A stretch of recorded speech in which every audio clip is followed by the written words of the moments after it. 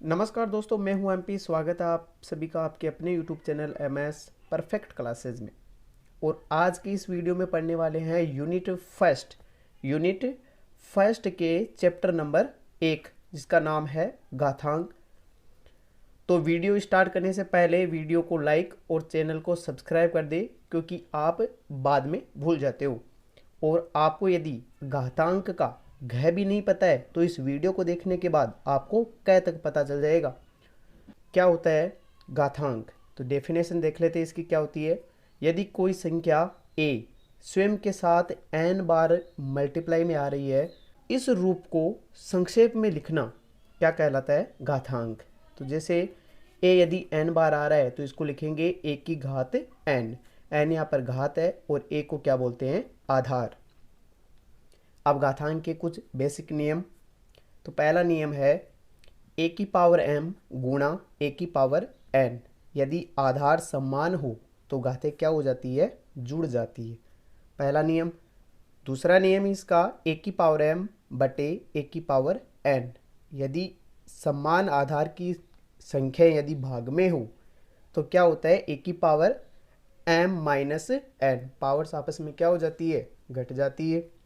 फिर इसका तीसरा नियम है a की पावर m की होल पावर n। तो इसका क्या हो जाएगा? a की पावर m गुणा n। यदि a की पावर m की होल पावर n पावर के ऊपर पावर हो और किस में हो? वो कोष्टक में, तो क्या हो जाता है? दोनों पावर्स आपस में क्या हो जाती है? मल्टीप्लाई। फिर चौथा रूल है इसका कि a की पावर m गुणा b की पावर m। अब की बार आधार दोनों का अलग अलग है लेकिन घातें दोनों की क्या है? समान। तो ऐसी सिचुएशन में क्या होता है कि दोनों संख्याएं तो मल्टीप्लाई हो जाती है और साथ में एक बार उन पर पावर m आ जाती है। पांचवा रूल है इसका कि a की पावर 0, किसी भी संख्या की पावर यदि 0 है तो उसका आंसर हमेशा कितना आता है? 1।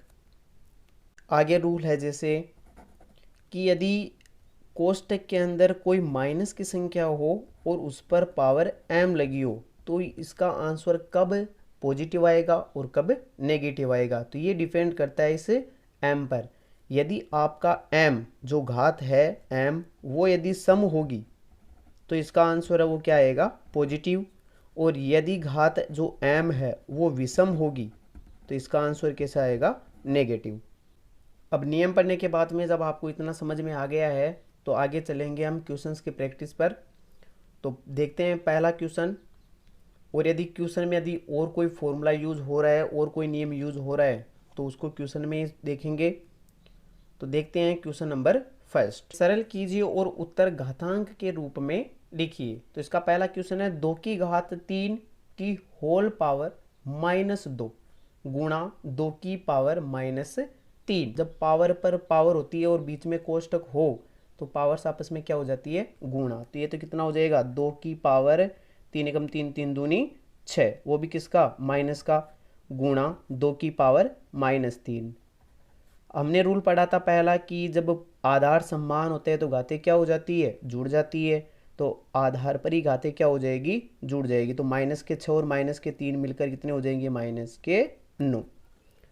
फिर दूसरा है इसका 9 की पावर 4 भाग 3 की पावर 5। तो पहले तो दोनों का आधार को क्या बनाना है? समान। तो पहले तो आधार को समान बना लेते हैं। तो 9 को क्या लिख सकते हैं? 3 की पावर 2 और इसकी होल पावर कितनी दे रखी है? 4, और भाग देना है इसमें 3 की पावर 5 का। वहीं रूल, पावर पर पावर और बीच में कोष्टक आ जाए तो दोनों पावर्स आपस में क्या हो जाती है? मल्टीप्लाई। तो क्या हो जाएगा? 3 की पावर 4 दूनी 8 और भाग देना है इसमें 3 की पावर 5 का। हमने दूसरा रूल पढ़ा था कि जब आधार समान हो और घातें किस में हो? भाग में हो, तो घातें आपस में क्या हो जाती है? माइनस हो जाती है। तो आधार पर ही घातें माइनस हो जाएगी। तो 8 माइनस 5 कितना आ जाएगा? 3 की पावर 3। अब देखते हैं क्वेश्चन नंबर 2। निम्न में से किसका मान 2 की पावर 2 की पावर 3 के बराबर है? अब की बार पावर पर पावर है लेकिन बीच में कोष्टक नहीं है। इस कंडीशन में क्या होता है कि 2 की पावर जो 3 है वो पहले सोल्व होता है। तो क्या करेंगे? 2 की पावर 3 को पहले सोल्व करेंगे तो 2 की पावर 3 कितनी होती है? 8। तो ये कितना हो जाएगा? 2 की पावर 8, तो 2 की पावर 8 इसका तीसरा इसका क्या हो गया आंसर। आगे वाला क्वेश्चन देखते हैं। 3 की पावर -7 भाग 3 की पावर -10 गुणा 3 की पावर 3 का मान होगा। इन चारों में से इसका आंसर बताना है।